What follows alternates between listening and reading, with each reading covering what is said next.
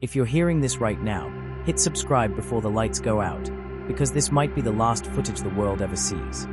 It began at 2:47 a.m. in a small town outside of Springfield, Illinois, a quiet community where the only sounds after midnight were the hum of the hospital generators and the distant hum of traffic from the interstate.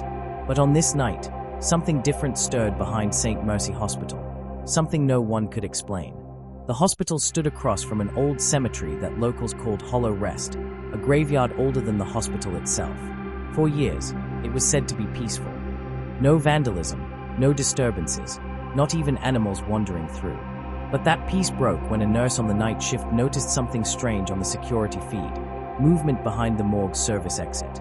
The feed showed fog rolling in thick waves, swallowing the chain-link fence that separated the hospital's back lot from the graveyard. At first, the motion sensors flickered, one red dot, then two, then dozens. The nurse called to security. "You seeing this?" she asked. The guard squinted at the screen. "Probably raccoons." Then one of the shapes stood up. The guard leaned closer. "Wait, that's..."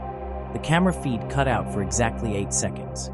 When it came back, the fog had cleared, and something else had changed. Every light in the hospital parking lot was out. Total darkness. Inside the ER, power flickered, monitors beeped, and machines restarted. Patients began waking from sedation, confused and panicked. The automatic doors at the entrance opened and closed repeatedly, as if triggered by invisible movement. At 2:59 a.m., a man named Daniel Reeves, the hospital's maintenance worker, went to the basement to check the power grid. He carried a flashlight, his radio crackling with half-sent messages from the security team upstairs. The basement corridor smelled of dust and bleach, but underneath, something else. A wet, earthy odor. He turned the corner, and the smell grew stronger. The metal door leading to the morgue was slightly open, its handle slick with condensation. "Nurse Patel," he called out, thinking someone left it ajar. No answer. He pushed it open, the flashlight shaking slightly in his hand. The temperature dropped instantly. His breath fogged in front of him. Every drawer in the morgue's wall was closed except one. The tag on the sheet read "Unidentified Male, Case #47A." Daniel stared for a moment. He didn't remember this intake. Then, the sheet moved. Just once, a subtle, jerking twitch, like air being sucked from inside.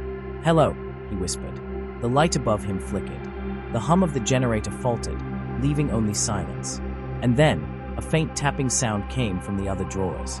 One, then two, then all of them. Tap, tap, tap. He stumbled backward, dropping the flashlight.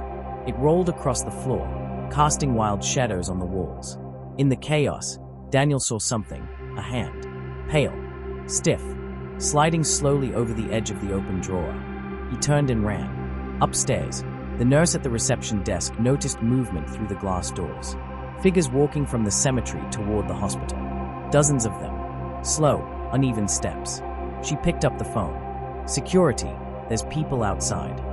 But before she could finish, the emergency alarm blared through the speakers, followed by a short burst of static. Then a voice, not from the hospital intercom, but from the emergency broadcast system itself. "This is an official alert. Shelter in place. Do not approach the windows. They were declared deceased." The nurse froze. Outside, the shapes were now closer, the glow from the ambulance bay lights revealing faces. Some recognizable. A patient discharged the week before. A janitor who died 3 nights ago. And at the very front of the crowd, one of them smiled. The glass door slid open by itself. The nurse's scream was the last sound recorded on the security footage before the feed went black. The official story said the power failure at St. Mercy Hospital lasted only 14 minutes. But anyone who survived that night knows it wasn't 14 minutes. It was hours, long, silent, endless hours where the clock stopped ticking and the air felt like it was holding its breath.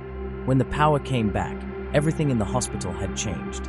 The hallways were drenched in fog, not smoke from machines or cold air from vents, but heavy, slow-moving mist, thick enough to hide shapes. The emergency lights glowed faint red, and the walls seemed to breathe under their pulsing glow. The first survivor to speak on record was Dr. Lillian Rhodes, head of the ER. She had been treating a patient when the lights went out, a boy with a broken arm from a bike accident. When the power flickered on, the boy was gone. His hospital bed was empty, his blanket folded neatly on the mattress. Dr. Rhodes stepped into the hallway, calling his name. The fog muted every sound. Her voice echoed and came back, warped, like it was being played from somewhere else. Then she saw it, small footprints, wet and muddy, leading toward the morgue stairs. In another part of the building, Daniel Reeves, the maintenance worker who had fled the basement, was trying to reach security control. His flashlight flickered as he moved down the hall. The hospital's main generator was still humming, but every exit door he passed was open, all leading to darkness. The walls were damp, condensation dripping slowly onto the floor. On one door, someone had written in marker, "They are breathing through the walls." He tried the stairwell. The smell of soil and decay hit him immediately, that same earthy stench from the morgue. When he looked down the stairwell, his light caught something that froze him. The walls were covered in handprints, not painted, not drawn, but pressed directly into the concrete, as if made by something soft forcing its way through. Meanwhile, upstairs at the nurse's station, the reception phone began to ring again, non-stop. But when Nurse Patel finally picked it up, there was only static on the other end. Then, beneath the static, faint breathing. "Hello, who is this?" The breathing grew louder. Then a voice whispered, her own voice. "Don't hang up." The lights flickered again. The monitor beside her blinked to life, showing the live CCTV feed from the parking lot. The fog had thinned. Dozens of figures stood perfectly still, shoulder to shoulder, forming a line from the graveyard to the emergency entrance. Their faces were turned upward, blank and pale, eyes completely black. The hospital speakers buzzed to life again, but this time it wasn't the emergency broadcast. It was the hospital's internal intercom. Code blue. Code blue in the morgue. Everyone froze. Dr. Rhodes ran toward the morgue stairs, calling for Daniel. The fog seemed thicker the closer she got, the floor cold enough to bite through her shoes.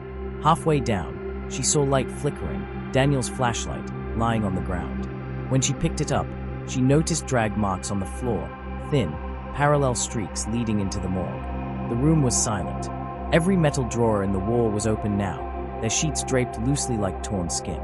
The faint hum of the refrigeration unit had stopped. Then, from the far corner, she heard movement, slow, uneven, like bones cracking underwater. She lifted the light. Something was standing in front of the open drawer. Its body looked human, but its skin was gray, stretched tight across its bones. The eyes were sunken, the mouth trembling like it wanted to speak. Dr. Rhodes whispered, "Daniel." The thing tilted its head. Then, from its mouth, came her own voice, perfect, calm, familiar. Code blue, in the morgue. Her flashlight flickered once, and the reflection of the creature showed dozens more shapes standing behind it, all staring silently. Some still wore hospital gowns, others burial clothes. And then, from the hallway behind her, a second voice whispered, deeper, rasping, not human at all. "They are not done waking up." The lights went out again.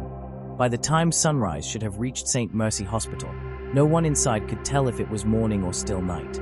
The power grid stayed dead, cell service collapsed, and every clock on the walls froze at 3:12 a.m.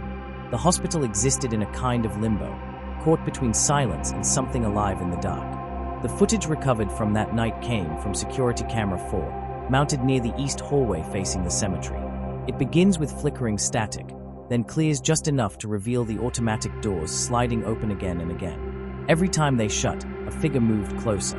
Not running, not crawling, just stepping forward, slowly, in complete rhythm, like a song only they could hear. Inside, Dr. Lillian Rhodes barricaded herself inside the staff lounge with Nurse Patel and 2 patients who had woken during the blackout. The room smelled like burnt wires and disinfectant. They pushed a vending machine against the door and sat in the glow of a single phone light. The nurse whispered, "We called for help 3 times. No one's answering." Dr. Rhodes looked at the emergency pager on the table. It was still blinking. Each flash spelled out a repeating code. "Room 12A, come back." She frowned. "That's the maternity wing. No one's in 12A. Then, from the hallway beyond the barricade, came the faint sound of a baby crying. Patel covered her mouth. "That's impossible." The cry continued, echoing down the corridor. But there was no rhythm to it, no pause for breath. It played on loop, mechanical and wrong. Dr. Rhodes grabbed the flashlight and motioned for the others to stay quiet. The vending machine shifted slightly as she slipped out. The hallway outside was half flooded in fog, red emergency lights casting strange shadows across the walls. Each cry of the baby seemed to move farther away, pulling her toward the west wing where the morgue connected to the old elevator. At the elevator doors, she stopped. The button light flickered faintly, and then the doors opened by themselves. Inside, the floor was wet, reflecting the red light like a dark mirror. The smell of soil and rot rose up the shaft. Then a voice came through the overhead intercom. Not the robotic broadcast this time. It was human, deep, calm. "Dr. Rhodes, thank you for staying with us." She froze. "Who is this?" "You already know. You signed our papers." Her breath hitched. She remembered.